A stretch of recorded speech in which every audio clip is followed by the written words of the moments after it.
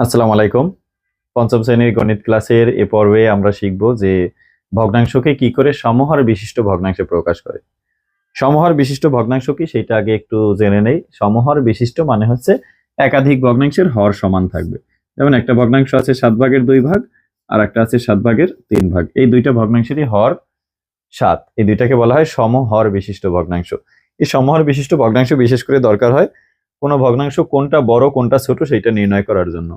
যেমন এখানে 7 ভাগের 2 ভাগ, এখানে 7 ভাগের 3 ভাগ, এই 7 ভাগের 2 ভাগ বড়, এরকমের বড় ছোট নির্ণয় করার জন্য সমহর বিশিষ্ট ভগ্নাংশে প্রকাশ করতে হয়। এখন আমরা দেখি একটু আমাদের 5 নাম্বার অঙ্ক। এখানে 5 নাম্বার লিখে নিতে পারি অথবা 5 নং প্রশ্নের উত্তর লিখে নিতে পারি।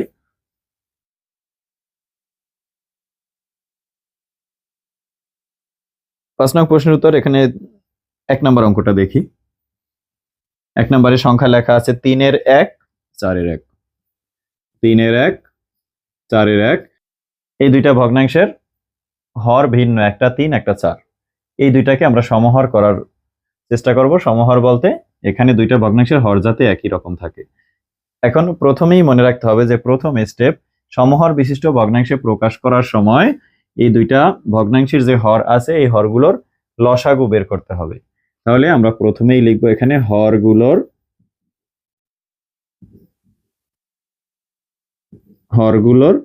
লসাগু। তাহলে হরগুলোর লসাগু, একটা হর হচ্ছে 3 আর একটার হর 4। 3 আর 4, 3 আর 4কে কোনো কিছু দিয়ে ভাগ করা যাবে না। 3 এবং 4 3 মৌলিক সংখ্যা, আর 3 এর নামতার মধ্যে 4 নেই, তাহলে লসাগু হবে কত? 3 গুণ 4 সমান 12। তাহলে হরগুলোর লসাগু হচ্ছে 12। এখন যে লাইনগুলো লিখবো এই লাইনগুলো খুবই গুরুত্বপূর্ণ।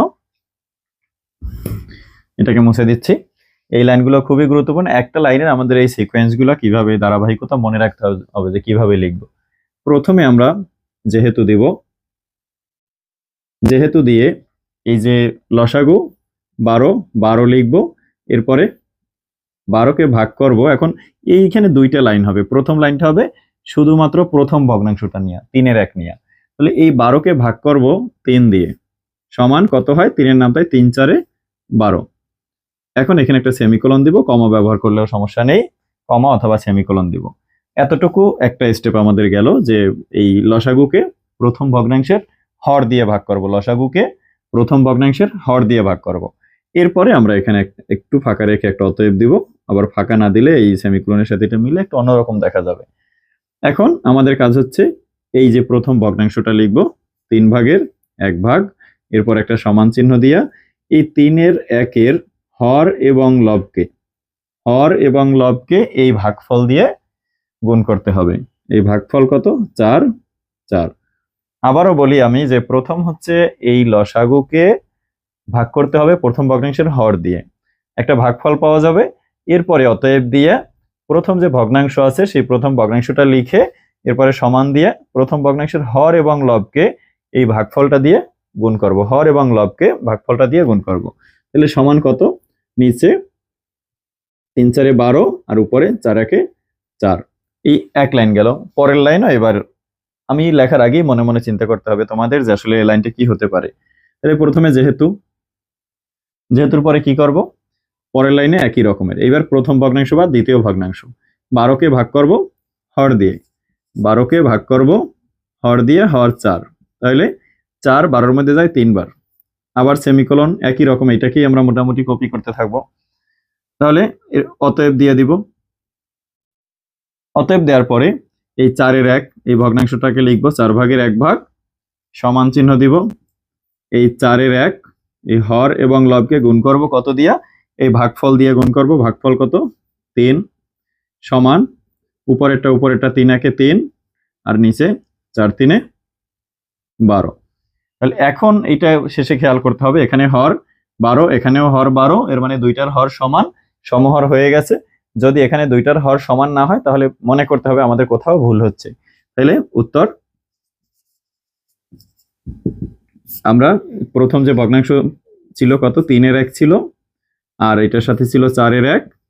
এই দুইটা ভগ্নাংশের পরিবর্তে আমরা কত পেয়েছি? আমাদের বইয়ে এরকম করে লেখা আছে, আমরা এরকম উত্তরটাকে লিখে দেই। এই 3 এর 1 এর পরিবর্তে পেয়েছি 12 এর 4 আর 4-এর 1-এর পরিবর্তে পেয়েছি 12-র 3। আমরা এর আগের ভিডিওতে যে লঘিষ্ঠকরণ শিখেছিলাম, আমরা যদি 4-এর 1-কে যদি সেই লঘিষ্ঠকরণ করি মানে কাটাকাটি করি তাহলে কিন্তু 3-এর 1 পাওয়া যাবে, আবার এই 12-র 3-কে কাটাকাটি করলে এই 4-এর 1 পাওয়া যাবে। এর মানে 3-এর 1 আর 12-র 4 সমান, আর 4-এর 1 12-র 3 এটা সমান।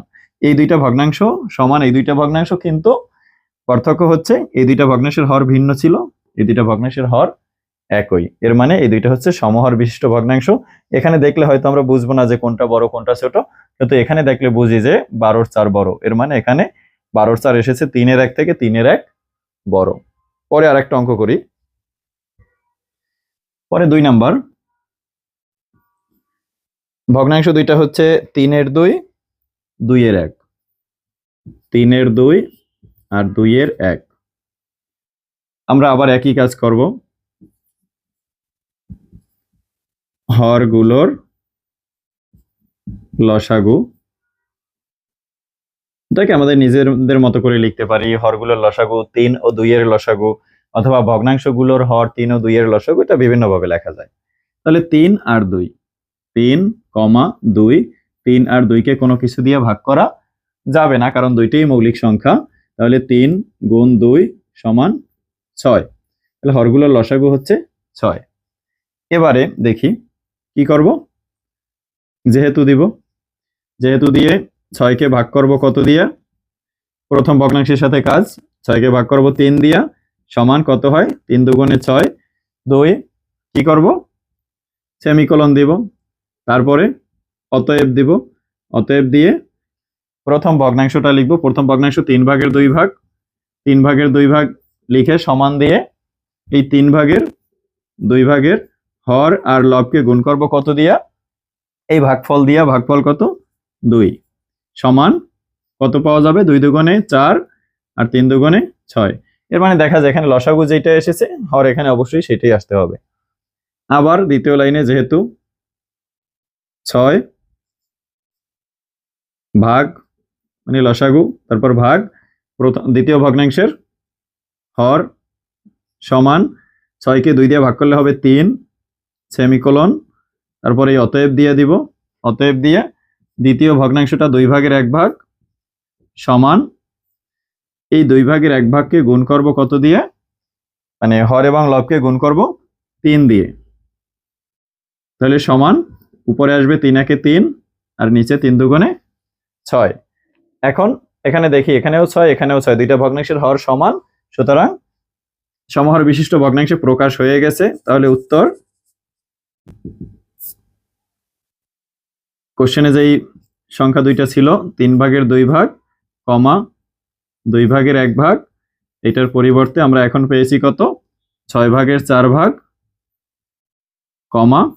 6 ভাগের 3 ভাগ। এটা দিয়ে আমরা খুব সহজে বুঝবো যে 2 ভাগের 1 ভাগ মানে অর্ধেক, 6 ভাগের 3 ভাগ মানেও অর্ধেক বোঝানো হয় এরকম। মানে এই দুইটা ভগ্নাংশ আর এই দুইটা ভগ্নাংশ একই ভগ্নাংশ, শুধু এটাকে গুণ করে এই ভগ্নাংশটা, এইটা লঘিষ্ঠ রূপ এটা।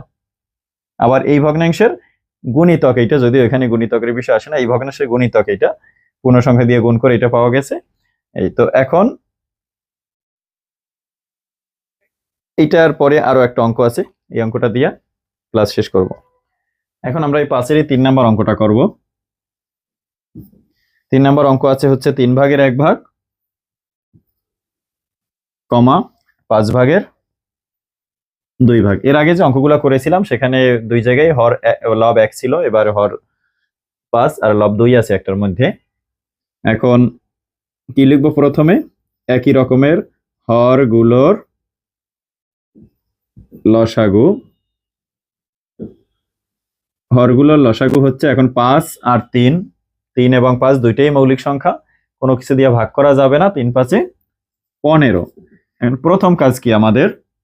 প্রথম কাজ হচ্ছে যেহেতু দিব লসাগু 15 লিখব, ভাগ দিব প্রথম ভগ্নাংশের হর সমান 15-কে 3 দিয়ে ভাগ করলে হয় 5, সেমিকোলন দিব, একটা অতএব দিব, তারপরে প্রথম ভগ্নাংশটা লিখব 3 ভাগের 1 ভাগ সমান এই 3 ভাগের 1 ভাগের লব এবং হরকে গুণ করব এই ভাগফল দিয়ে 5 দিয়ে।